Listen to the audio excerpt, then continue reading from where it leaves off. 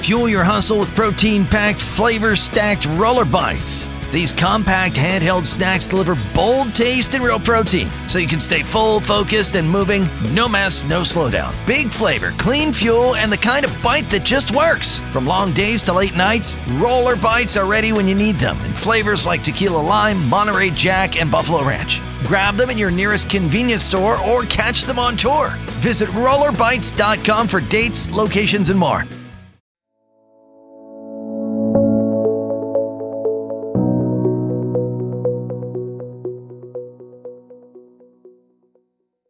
Welcome back. In the previous episode, I talked about cybersecurity, resilience, and the kinds of investments that are often critically important, yet struggle in portfolio settings, because they do not produce the same visible momentum as more outward-facing change. The core argument there was that mature portfolios do not only fund ambition, they also fund survivability. They recognize that continuity, recoverability, and protective capability are not secondary technical concerns, but part of what it means for an organization to function responsibly. In this episode, I want to move into another deep tension in portfolio management, especially in public sector and institutional environments. I want to talk about value. More specifically, I want to talk about what happens when the dominant language of value becomes too narrow. Because one of the most common habits in modern portfolio thinking is to assume, sometimes explicitly and sometimes quietly, that value should be made legible primarily through return on investment. Financial benefit, efficiency gain, cost reduction, productivity improvement, time saved, resource optimization. These things matter. Of course they matter. No serious public institution can ignore cost, productivity, or efficiency. Public resources are limited. Stewardship matters. Waste matters. Poorly governed spending matters. But public value is not the same thing as ROI. And when portfolio governance forgets that, it starts to distort the meaning of good investment in public settings. This is one of those issues that many people feel intuitively, even if they do not always articulate it directly. A public agency, a university, a healthcare organization, a municipality, or another publicly accountable institution often does things that are clearly valuable, but not easily defensible, through narrow financial return. Improving accessibility may not produce a dramatic ROI in the private sector sense, yet it may be essential. Strengthening legal compliance may not create obvious gain, yet it may be non-negotiable. Improving service equity across groups may increase cost in the short term, yet still be exactly the right thing to do.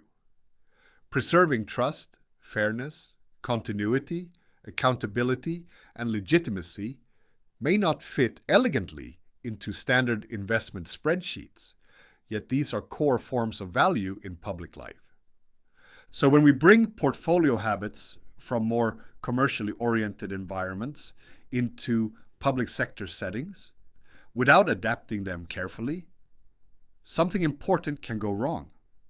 We begin to treat public value as though it were merely a more complicated version of financial return, when in fact it is often a different category altogether. That does not mean money disappears. It means money is not the only or final language of justification. Now, this can sound abstract unless we slow down and ask a simple question. What is a public institution actually for? A private firm may exist primarily to create value under market conditions, often with profitability or financial sustainability as a central discipline. A public institution exists under a different logic. It may be there to ensure access, provide continuity, uphold rights, maintain fairness, implement policy, sustain public trust, reduce harm, support collective welfare, educate, regulate, protect, or administer services that matter, regardless of whether they are profitable. Its legitimacy does not come only from efficiency. It comes from fulfilling obligations under conditions of accountability. That changes the portfolio problem. Because in a public setting, a project or initiative may be worth doing, not because it maximizes return, but because it improves equality of access, reduces exclusion, increases transparency, strengthens procedural fairness, protects sensitive data, improves continuity of service, supports legal compliance, or better enables the institution to fulfill its public mission. These are not side benefits around the edges.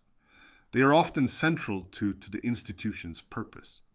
And yet, portfolio mechanisms often remain biased toward what looks measurable in more conventional efficiency terms.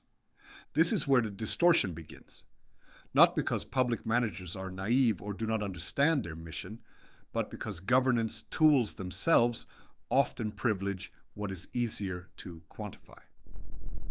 Cost savings, fewer manual hours, reduced transaction time, faster handling, increased throughput. These are real and important, but if they become the dominant form of legibility, then other forms of value may repeatedly have to squeeze themselves into a language that does not quite fit. And once that happens, portfolio conversations become subtly skewed. Initiatives that can produce a neat business case appear stronger. Initiatives whose value lies in trust, accessibility, fairness, continuity, legitimacy, or public obligation appear softer, more difficult, or less persuasive, even when they may be institutionally essential. This is a representational problem again, but at the level of mission. A public portfolio should not only ask, what gives us the best return? It should also ask, what helps us fulfill our obligations responsibly, fairly, and sustainably under public scrutiny? Those are not the same question. Let us make this more concrete. Imagine a public agency must choose among several significant initiatives.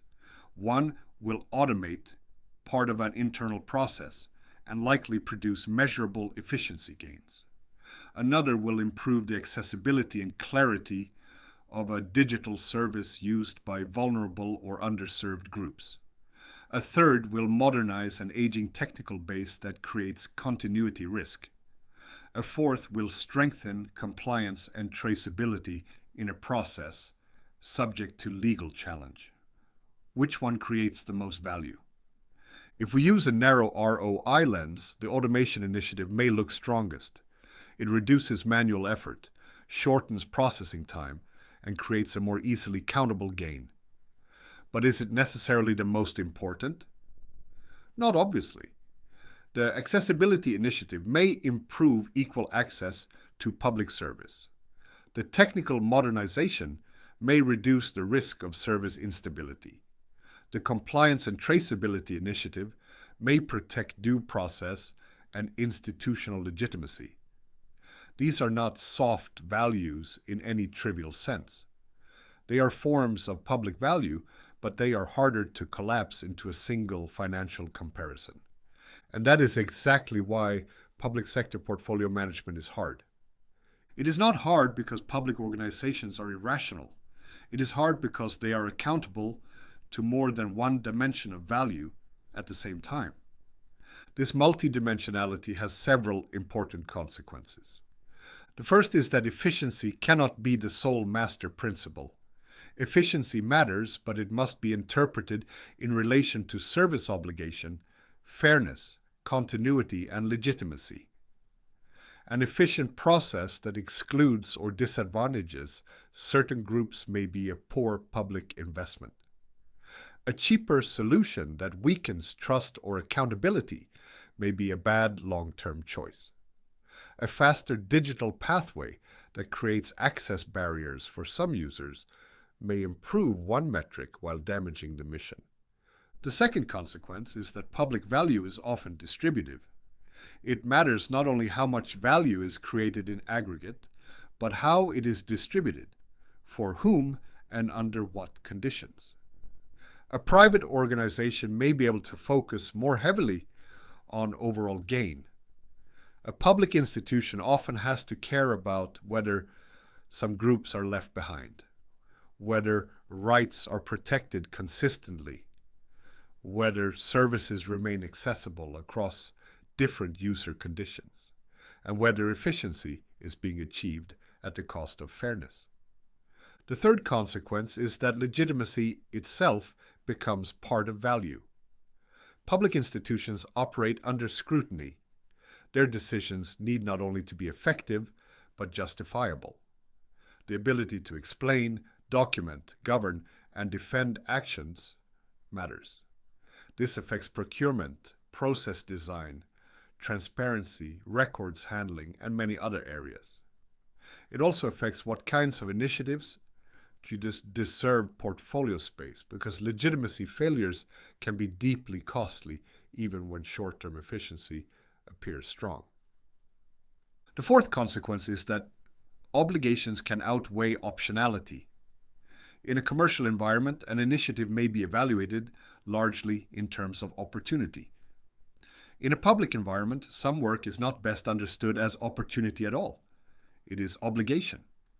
Security improvements, accessibility compliance, records management, procurement integrity, legal traceability, service continuity, equity measures. These may not always be portfolio options in the same way. They may be necessary for the institution to remain what it is supposed to be. And this is where I think some portfolio models become quietly misleading. They bring all proposals into one arena and ask which create the greatest value. But in public settings, not all proposals enter that arena with the same kind of moral or institutional status.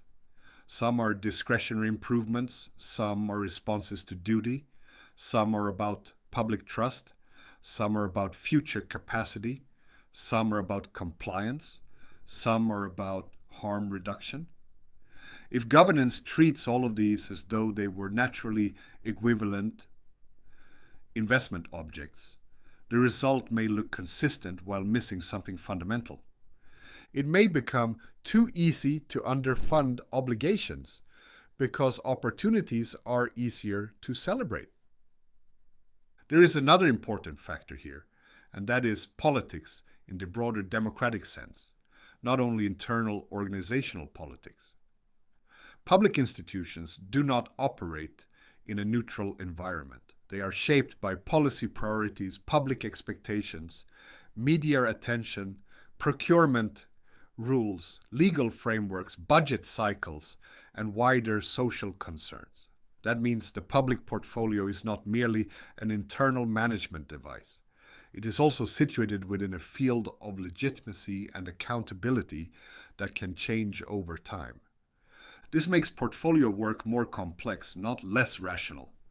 A public organization may need to pursue initiatives that are harder to justify in narrow return terms because they answer to public responsibility, political commitment, legal obligation, or reputational necessity. That does not mean the portfolio should become arbitrary. It means the categories of value must be broader and more explicit. Now, there is a risk on the other side too.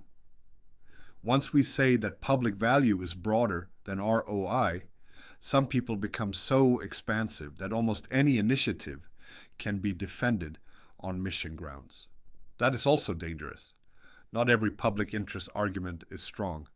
Not every appealing cause deserves funding. Not every institutionally noble narrative should override cost discipline. Public value must not become a vague moral fog in which no hard trade-offs are made. Scarcity is still real. Opportunity cost is still real. Weak projects are still weak. Technology fads remain. Fads even in public institutions. Governance still needs to ask hard questions about feasibility, alternatives, timing, capacity, and comparative importance. So, the answer is not to abandon discipline. It is to widen discipline. A mature public portfolio should be able to ask not only what saves money, but what serves the mission, reduces exclusion, protects rights, sustains trust, ensures continuity, strengthens transparency, and supports responsible long-term capability. That is a harder evaluative task, but it is a more truthful one. Let us make this concrete with a scenario. Imagine a university is considering three major digital initiatives. One will automate aspects of administration and reduce staff handling time. One will improve accessibility, clarity, and support in a student-facing system used heavily by international students and students with different support needs. One will modernize an old identity and records handling architecture to reduce compliance risk and improve continuity. How should the portfolio choose? A narrow efficiency logic might strongly favor the automation initiative because it produces more immediate and measurable savings. But would that make it the best public institution choice? Not necessarily. The accessibility work may contribute directly to equal educational access and student support. The identity and records modernization may protect institutional reliability and legal integrity. These are not optional niceties. They relate directly to what the institution is there to do and how responsibly it does it. So the real portfolio task is not simply to ask which initiative produces the largest numerical gain. It is to ask which combination of initiatives best supports the institution's mission under real constraints, while preserving legitimacy, fairness, continuity, and capability. That is more complex, but it is also more serious. There is another layer here too, and that is time horizon. Public value often unfolds over longer periods than annual efficiency logic comfortably handles. Trust, accessibility, resilience, educational quality, institutional coherence, equal service, regulatory confidence, public legitimacy. These are not always best assessed through short-cycle return measures. A portfolio too dominated by immediate calculability may repeatedly underinvest in long-horizon public value because the nearer metrics speak louder. This is one reason public organizations can become trapped between the pressure to prove efficiency quickly and the responsibility to steward institutional capacity over time. They are asked to be modern, efficient, transparent, secure, equitable, and adaptable all at once, often under constrained budgets and rigid procedural expectations. Portfolio management in that environment cannot be a simple ranking exercise. It is a balancing act between multiple legitimate claims. And that brings us back to language. The words we use in portfolio governance matter. If leaders keep asking only for return, business case strength, measurable gain, and efficiency effect, then the organization will learn to frame all value in those terms. Some important initiatives will become easier to argue for. Others will become harder. The institution will not only select differently, it will think differently.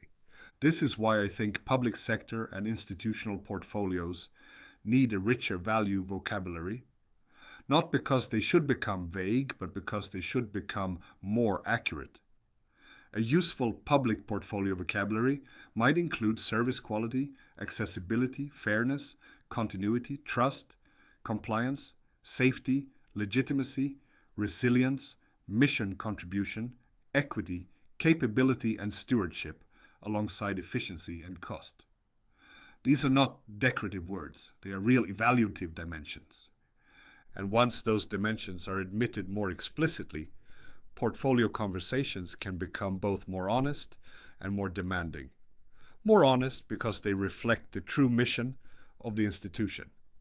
More demanding because they force leaders to make clearer trade-offs among different goods, rather than pretending everything can be translated into one master number.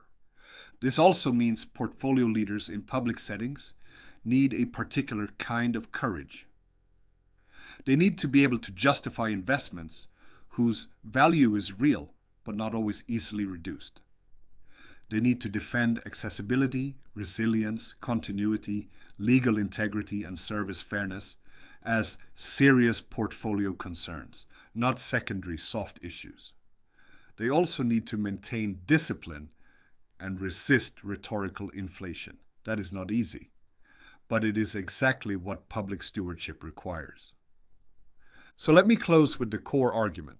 In public sector and institutional settings, value cannot be reduced to ROI without distorting what the organization is actually there to do. Efficiency, cost control, and measurable gains matter, but they exist alongside other essential forms of value: fairness, accessibility, continuity, compliance, trust, legitimacy, and mission fulfillment. A portfolio that forgets this may become cleaner on paper while becoming less faithful to the institution's purpose. A mature public portfolio does not reject return.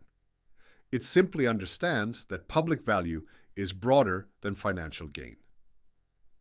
Thank you for listening.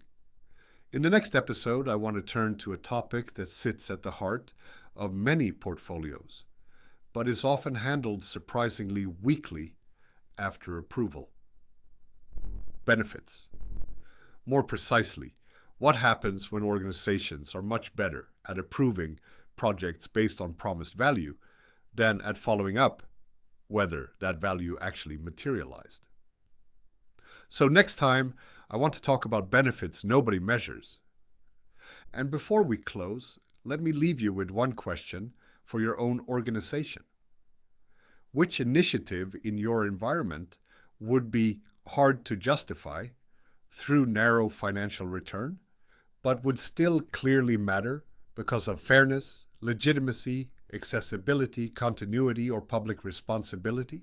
Hey there, it's Wayfair here, where delivery and setup are as easy as a few taps on your phone. You're relaxing in an old hammock, scrolling Wayfair's app, when you spot it, a brand new patio set. Next thing you know, Wayfair delivers it right to your patio and sets it up. Oh, you need a new grill too? All right, Wayfair's got you covered. With Wayfair's room of choice delivery and fast expert setup on qualifying orders, life gets a little easier. Visit wayfair.com or the Wayfair app. Wayfair, every style, every home.